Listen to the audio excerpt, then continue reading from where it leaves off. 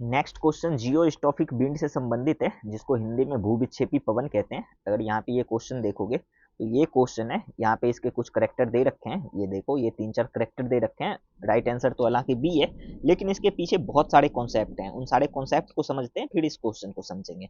देखो अभी मैंने बोला जियोस्टॉफिक विंड। अब ये जो विंड शब्द है, विंड, आपने एक चीज और सुना होगा, एयर, सुना है ना? एयर और विंड में अंतर क्या है, कोई बता सकते हो? जिसको पता होगा खुद से बोलो, जिसको नहीं पता होगा अभी समझ लेते हैं, ठीक है? देखो, एक होता है विंड, एक होता है एयर।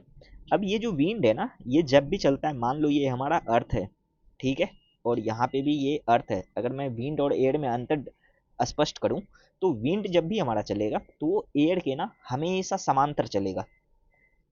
जैसे यहाँ पे ये अर्थ है ना, ये अर्थ है हमारा, मान लो ये क्या है, अर्थ है।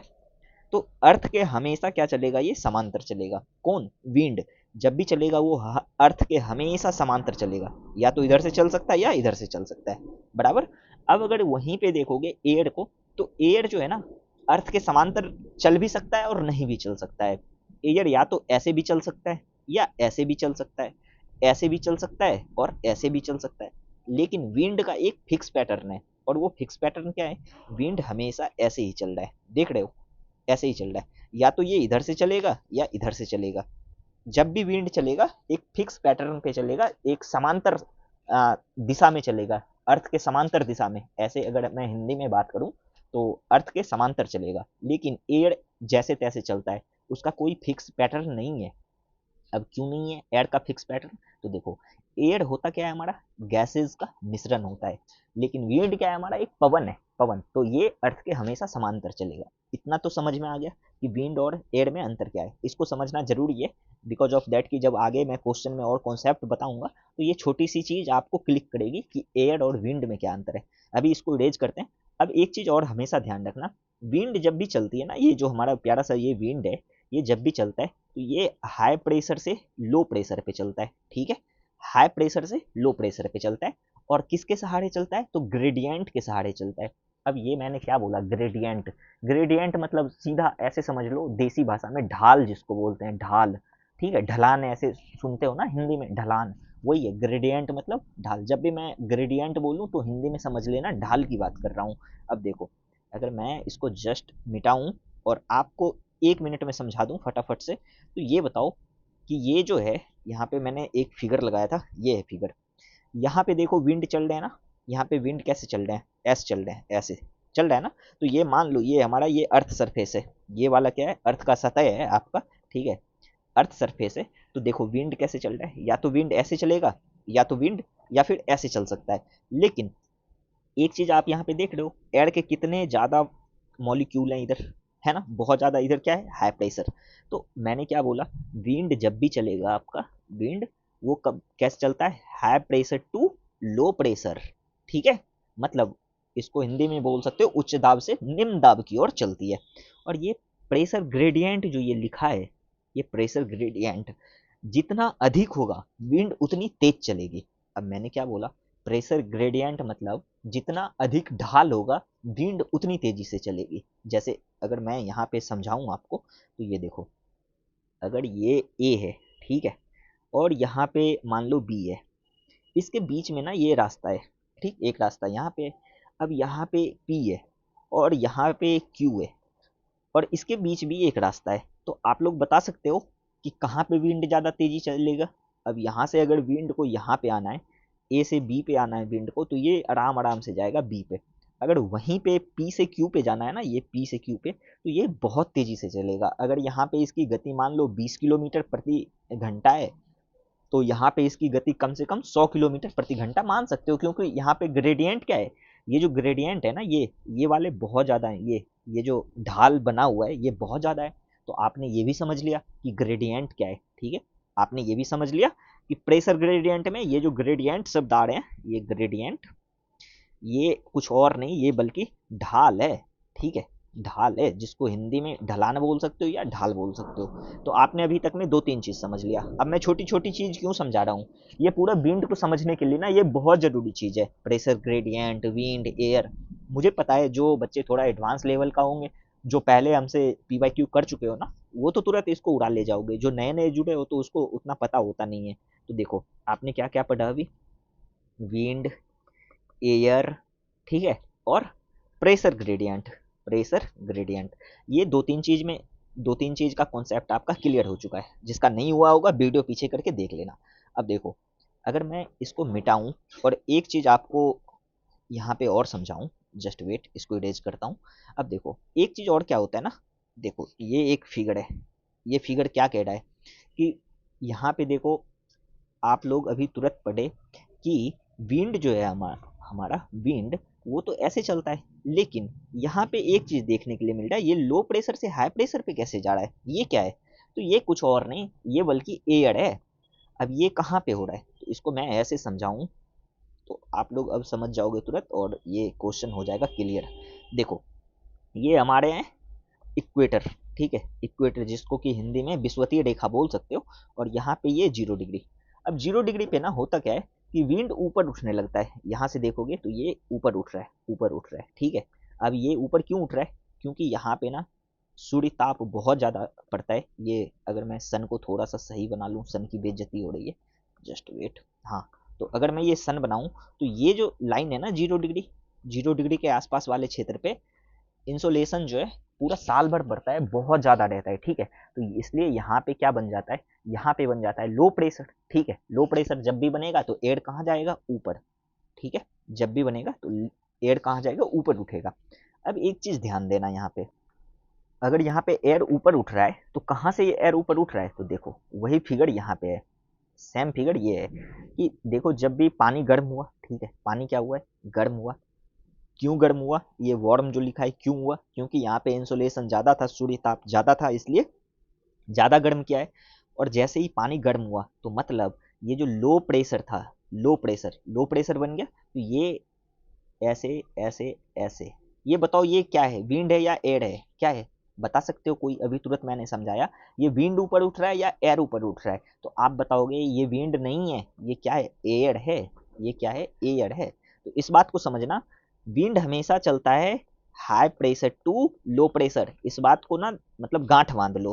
क्योंकि देखो ये जो अभी चल रहा है ना high pressure to low pressure, तो ये विंड है, हम इसको विंड नहीं बोल सकते हैं। Low pressure to high pressure चल रहा है, ये विंड नहीं है, इसको क्या बोल सकते हैं, इसको एयर बोल सकते हैं। आप क्या बोल सकते हैं, एयर बोल सकते हैं। लेकिन वही हाई प्रेशर से जब लो प्रेशर चलने लग रहा है, यहाँ पे देखो चल रहा है ना, तो इसको क्या बोल सकते हो आप, इसको विंड बोल सकते हो। तो देखो 0 डिग्री से पानी कहाँ, ये जो गर्म हवा था ये कहाँ उठाए, ऊपर उठाए, अपने अंदर जलवाष्प को लेके ऊपर उठाए, ठीक है।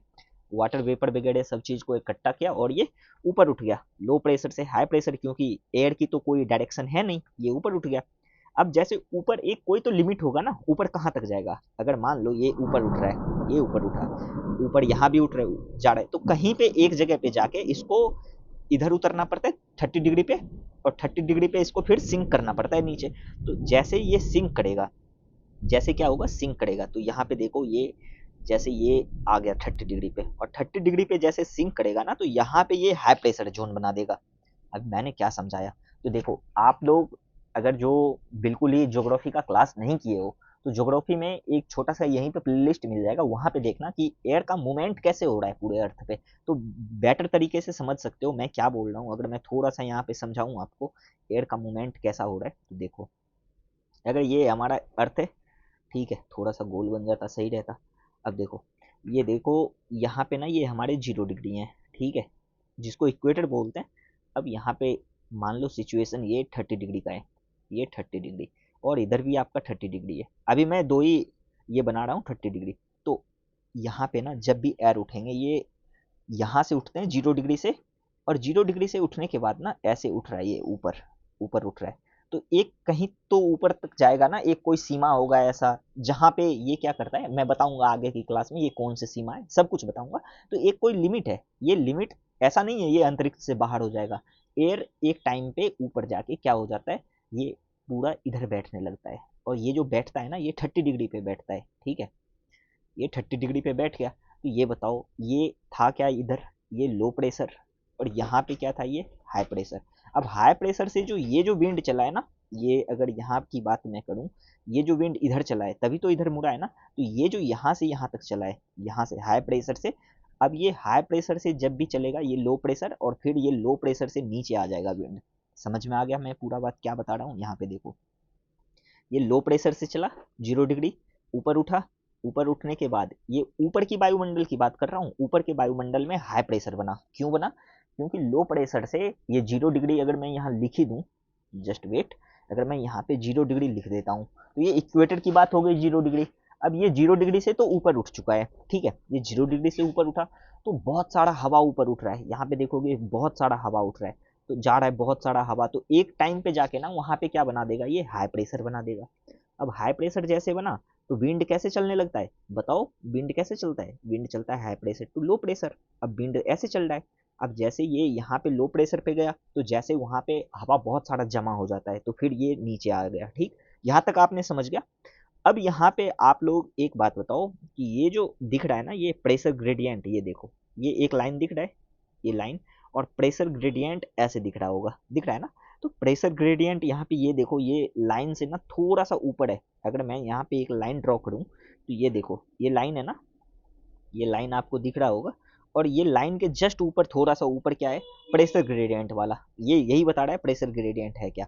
तो आप लोग एक चीज तो यहाँ तक समझ गए होंगे कि हाई प्रेशर से लो प्रेशर कैसे चल रहा है, क्यों? प्रेशर ग्रेडियंट फोर्स लग रहा है यहाँ पे। अब देखो एक चीज और समझो, आपने दो चीज समझ लिया, विंड समझ लिया, एयर समझ लिया, प्रेशर ग्रेडियंट समझ लिया, और 0 डिग्री से जो ऊपर उठ रहा है विंड वो कैसे चल रहा है ये भी समझ गए। अब देखो, ये यहीं पे ये आपने देखा होगा, ये 0 डिग्री है, 0 डिग्री से ऊपर जा रहा है, ये जा रहा है ऊपर, ऊपर गया तो यहाँ पे ये बादल बना के बारिश कर दिया, 0 डिग्री पे बारिश बहुत होता है इसलिए।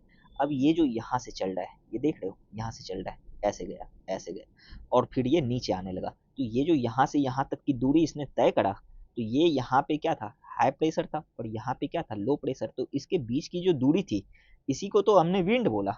ठीक, अब चलो आगे चलते हैं। अब ये देखो, ये लो प्रेशर पे ये फिगर क्या बता रहा है, जियोस्टॉपिक विंड क्या है? तो देखो, एक चीज और होता है, कोरियोलिस फोर्स। ये कोरियोलिस फोर्स आपने पढ़ा होगा, जिसने नहीं पढ़ा कोरियोलिस फोर्स तो उसको प्ले लिस्ट में यहीं पे मिल जाएगा। एक होता है कोरियोलिस फोर्स। अब ये कोरियोलिस फोर्स जो है, ये विंड का ना डायरेक्शन चेंज कर देते हैं। अब अगर विंड का डायरेक्शन चेंज कर देते हैं, ये क्या बता रहा हूँ मैं, देखो, जस्ट वेट, अगर मैं यहाँ पे देखूँ तो ये हमारा क्या है? नॉर्थ हेमिस्फीयर, और ये क्या है? South hemisphere. इसकी बात कर रहा हूँ, ये हमारा क्या है? नॉर्थ हेमिस्फीयर, और ये क्या है हमारा? साउथ हेमिस्फीयर, और ये 0 डिग्री। तो देखो, नॉर्थ हेमिस्फीयर में ना ये किधर मोड़ देता है? उत्तर की ओर मोड़ देता है, ठीक है, मतलब दाहिनी, राइट साइड, मतलब ये राइट साइड मोड़ देता है, राइट साइड, राइट साइड मोड़ देता है विंड की दिशा। कौन? Coriolis force. कौन से हेमिस्फीयर में? नॉर्थ हेमिस्फीयर में। ठीक, और लेफ्ट साइड मोड़ देता है किधर? तो साउथ हेमिस्फीयर में कोरियोलिस फोर्स विंड की डायरेक्शन को मोड़ देता है। बस इतना अभी ध्यान रख लो, कोरियोलिस फोर्स बताएंगे तो फिर लेक्चर बहुत ज़्यादा बड़ा हो जाएगा। देखो, अब आपने ये चीज़ तो समझ लिया, कोरियोलिस फोर्स लग रहे हैं, और कोरियोलिस फोर्स लगने के साथ ही विंड का डायरेक्शन बदल जाता है। तो देखो, यहाँ पे हो क्या रहा है, ये जो फिगर है इसमें हो क्या रहा है, अगर इसको समझाऊं तो पहले थोड़ा सा इधर समझ लो, नीचे जगह है, जस्ट वेट, जस्ट वेट, इसको थोड़ा सा इधर कर देता हूँ मूव। हाँ, अब देखो, ये होता क्या है ना, यहाँ पे जो सिचुएशन बन रहा है, इस सिचुएशन को समझो, फिर ये वाले अपने आप फिगर समझ जाओगे। पहले इस सिचुएशन को समझो।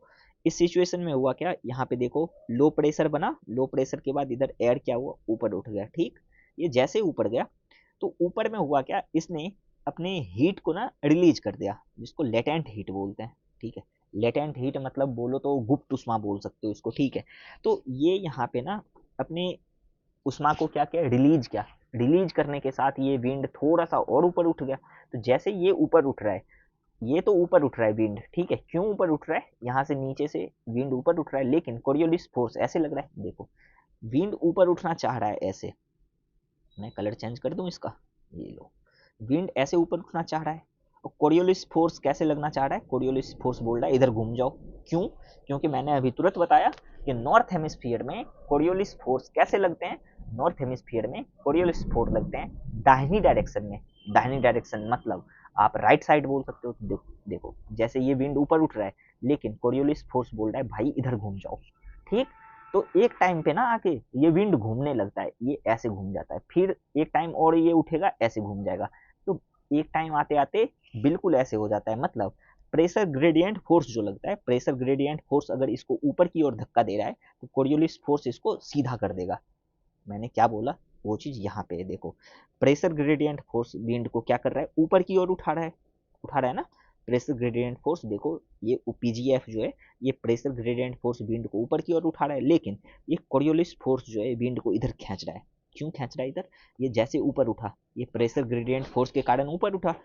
अब ये तो ऊपर उठ गया, लेकिन कोरियोलिस फोर्स इसको इधर घुमाएगा, ठीक है। ये फिर जैसे ऊपर उठेगा कोरियोलिस फोर्स इसको इधर घुमाएगा, और एक टाइम आते आते पूरा कोरियोलिस फोर्स इसको बराबर घुमा ही देगा। देखो ये घुमा दिया है ना पूरा, तो ये कोरियोलिस फोर्स के बिल्कुल उल्टा हो जाएगा। क्यों क्यों हो जाएगा उल्टा, देखो ये पूरा अगर मान लो ऐसे विंड घूम गया तो पीजीएफ जो है प्रेशर ग्रेडियंट फोर्स वो तो आपके ऊपर लग रहे हैं, और प्रेशर ग्रेडियंट फोर्स आपके जब ऊपर लग रहे हैं तो यहाँ पे ये नीचे क्या लग रहा है, नीचे आपके लग रहे हैं कोरियोलिस फोर्स, ठीक है, इसको कोरियोलिस फोर्स बोल सकते हो।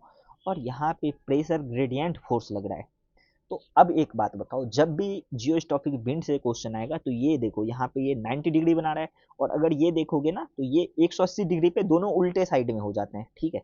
अब यहाँ पे देखो, जस्ट वेट, ये यहाँ पे प्रेशर ग्रेडियंट फोर्स ऊपर लग रहा था, और ये देखो ये प्रेशर ग्रेडियंट फोर्स की है पीजीएफ।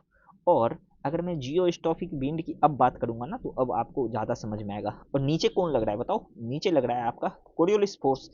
और ये कंडीशन हुआ कैसे, तो ये कंडीशन ऐसे हुआ कि जब ये पीजीएफ लग रहा था ऊपर की ओर, मतलब प्रेशर ग्रेडियंट फोर्स ऊपर की ओर लग रहा था ना, ऐसे लग रहा था, तो कोरियोलिस फोर्स इसको ऐसे मोड़ रहा था, ऐसे ये लग रहा था तो इसको ऐसे मोड़ रहा था। तो एक टाइम पे आके ना ये विंड ऊपर उठने के बजाय ऐसे ही घूम जाता है, ये पूरा ऐसे घूमने लगता है, और फिर एक टाइम पे आके सीधा ही हो जाता है।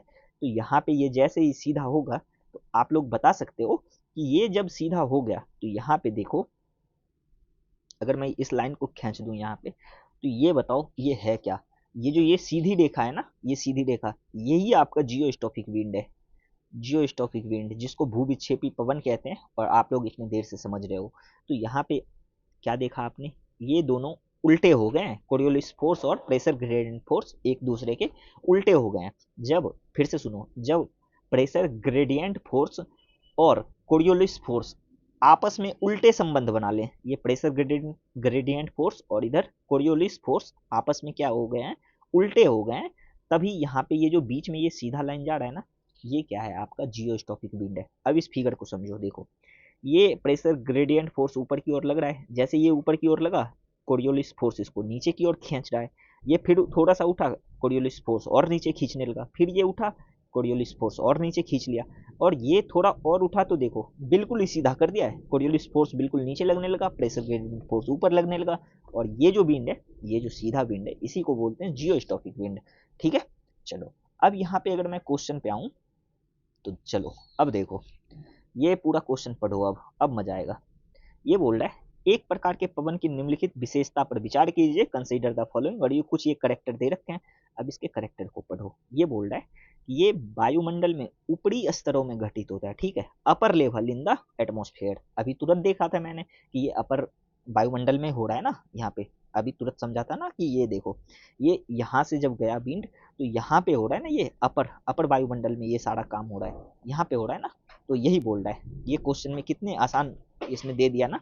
ये वायुमंडल में कहाँ पे हो रहा है, ये ऊपरी स्तरों पर घटित हो रहा है, बिल्कुल upper level in the atmosphere. तो बताओ ये स्टेटमेंट को क्या सही मान सकते हो, तो मान लो सही। चलो इसको तो मैंने सही मान लिया। अब ये क्या बोल रहा है, नीचे के स्टेटमेंट को पढ़ो।